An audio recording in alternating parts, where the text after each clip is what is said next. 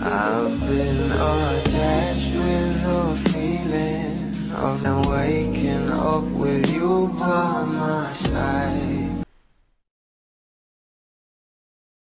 Parte na talaga itong ating Donnie Pangilinan at Bel Mariano ng kanilang mga bawat pamilya, na kung saan ay talaga namang todo suporta nga ang kanilang mga parents sa bawat endorsement at projects na natatanggap ng ating couple, mapa-individual man ito o as a love team.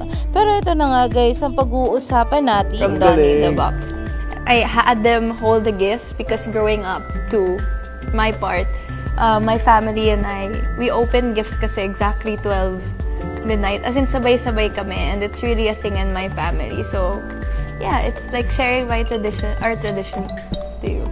Thank you for that, ladies and gentlemen. Why are they laughing? Kinareer mo nga! So basically, remember when you saw snow? Yes. For the first time. Basta you love snow. I love snow. So I put snowflakes all around.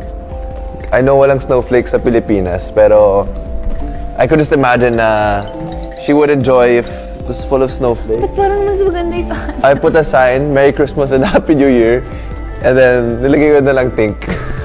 Tapos I put candy cane glasses kasi she really likes candy.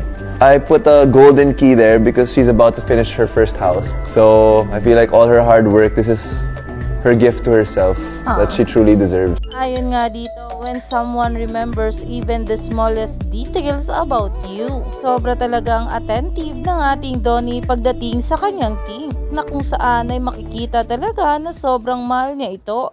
Kaya naman stay tuned lang tayo for more updates sa ating couple.